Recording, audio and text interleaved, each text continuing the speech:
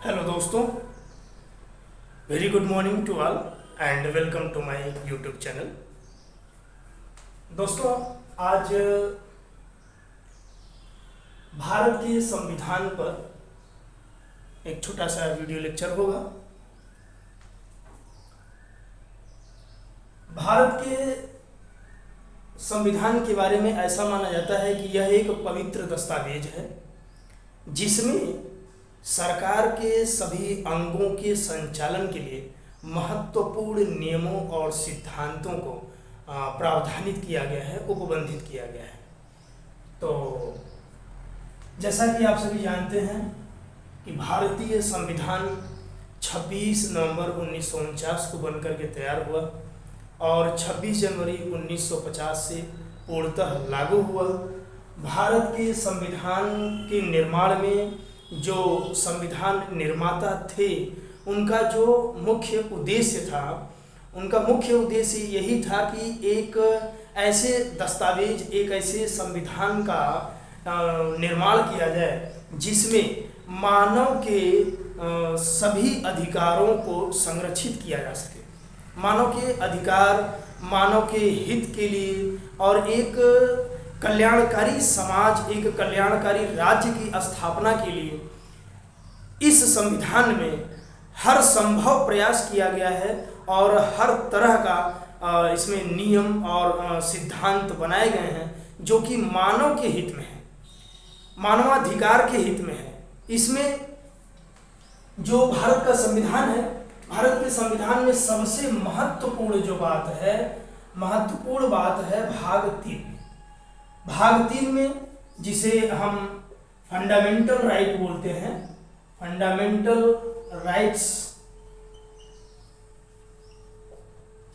Rights हो गया और इसी को हम मूल अधिकार भी कहते हैं। मूल अधिकार भाग 3 के अनुच्छेद 12 से लेकर के 35 तक के अंतर्गत उपबंधित किया गया है।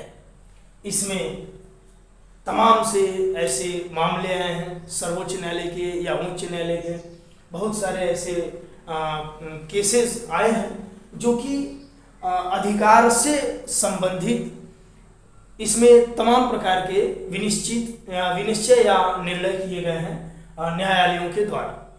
तो आइए हम एक चर्चा करते हैं फंडामेंटल राइट्स पर।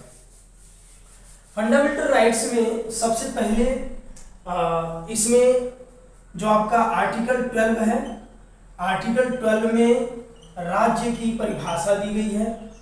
राज्य की परिभाषा में बताया गया है कि जो केंद्र सरकार है या राज्य सरकार है, जिसे हम संसद कह सकते हैं या राज्य के विधानमंडल कह सकते हैं, सभी राज्य के विधानमंडल संसद हो गया। केंद्र सरकार या राज्य सरकार कह सकते हैं, केंद्र सरकार और राज्य सरकार हो गए और इनके अधीन या इनके अंतर्गत जो पूर्णतः वित्त पोषित हैं, नियंत्रित हैं, या जो अर्ध वित्त पोषित हैं या अर्ध नियंत्रित हैं, जो भी स्थानीय निकाय है या अधिकरण है, प्राधिकरण है, ये सबके सब राज्य के अंतर्गत आ जाते हैं। इन्हें राज्य की परिभाषा में शामिल किया गया है। और आगे जो है आपका अनुच्छेद 13 है। तो अनुच्छेद 13 में आपको कुछ सिद्धांत को, महत्वपूर्ण सिद्धांत को पढ़ना होगा। जैसे पहला सिद्धांत जो है, पहले सिद्धांत को हम बोल सकते हैं आच्छादन का सिद्धांत। आच्छादन का सिद्धांत, ये आच्छादन के सिद्धांत पर जो प्रश्न आते हैं परीक्षाओं में, ये शॉर्ट में या वेरी शॉर्ट में प्रश्न आ सकता है, इस पे कमेंट लिखने के लिए आ सकता है। आच्छादन का सिद्धांत, जिसे ग्रहण का सिद्धांत भी कहा जाता है, ग्रहण का सिद्धांत भी बोलते हैं, और इसी को अंग्रेजी में कहा जाता है doctrine of Eclipse. Doctrine of Eclipse, doctrine of Eclipse यानी आच्छादन का सिद्धांत या ग्रहण का सिद्धांत, जिससे यह स्पष्ट होता है कि जिस प्रकार से सूर्य ग्रहण होता है या चंद्र ग्रहण होता है, उसी प्रकार से यहाँ भी ग्रहण लग जाता है। ऐसे सिद्धांतों पे ग्रहण लग जाना या ऐसे नियमों पे, ऐसे कानून पर, ऐसे विधि पर ग्रहण लग जाता है या ग्रहण लगा दिया जाएगा। जो नियम, कानून, विधि ऐसे बनाए गए हैं जो भारतीय संविधान के भाग 3 को या भारतीय संविधान के आधारभूत ढांचे को प्रभावित करते हैं, उसको विच्छिन्न करते हैं, उसको न्यून करते हैं या उसका जो है कि विरोध करते हैं। ऐसे जितने भी नियम कानून किसी राज्य सरकार के द्वारा या केंद्र सरकार के द्वारा बनाया जाता है, जो भारतीय संविधान के आधारभूत ढांचे को या इसके भाग 3 के किसी भी उपबंध को छीनता है, न्यून करता है, उसका विरोध करता है, इसका उल्लंघन करता है, तो ऐसे नियम को, ऐसे कानून को आच्छादित कर दिया जाएगा, उस पर ग्रहण लगा दिया जाएगा। अर्थात उस नियम का उतना ही भाग जितना भाग 3 को या भारतीय संविधान को प्रभावित करता है, उतने भाग को आच्छादित कर दिया जाता है और बाकी के जो उसके प्रावधान या उपबंध होते हैं वो एज इट इज लागू होते हैं और वो जो है विनियमित होते रहते हैं। इसी के साथ साथ इसमें कुछ और भी सिद्धांत बताए गए हैं। जैसे बताया गया है कि डॉक्ट्रिन ऑफ वेबर बोलते हैं। डॉक्ट्रिन ऑफ वेबर का मतलब होता है अधिकार को त्यागने का, जिसको हम अभित्यजन का सिद्धांत बोलते हैं। अभित्यजन का सिद्धांत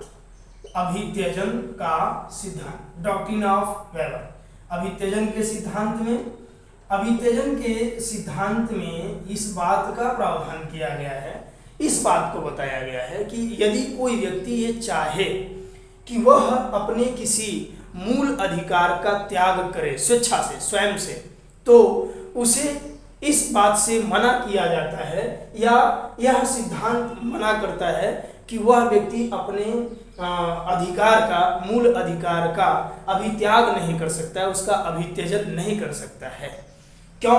क्योंकि ये जो मूल अधिकार हैं, ये मूल अधिकार में व्यक्ति को जीने का अधिकार तो है लेकिन मरने का अधिकार नहीं है।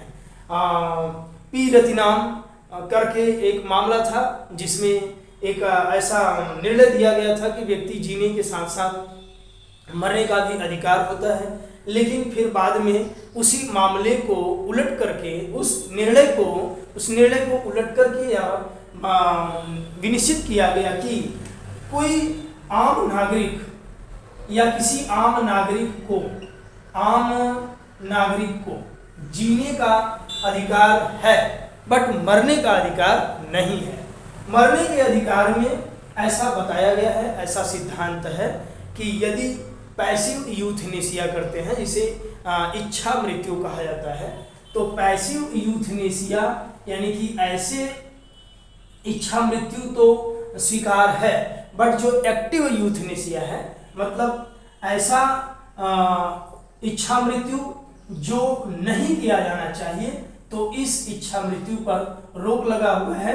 और पैसिव यूथनेसिया है जिसमें कोई ऐसी बीमारी से ग्रसित है जिसका लंबे समय से जो कोमा में है या जिसका जीवन जो है मृत्यु से भी बदतर हो गया है, तो ऐसे लोगों को कानूनी प्रक्रिया के अंतर्गत रहते हुए उन्हें पैसिव इच्छा मृत्यु की इजाजत संविधान या कानून के द्वारा दिया गया है। तो इसी सिद्धांत से संबंधित, इसी सिद्धांत से मिलता जुलता यह भी एक सिद्धांत है कि किसी व्यक्ति को अधिकार त्यागने का जो है कि हक नहीं है, कोई व्यक्ति अपने मूल अधिकार का त्याग नहीं कर सकता है। तत्पश्चात हम आर्टिकल 14 में आएंगे। आर्टिकल 14 में समता और समानता की बात की गई है। इसमें बताया गया है कि विधि का समान संरक्षण है और विधि के समक्ष समता का अधिकार है।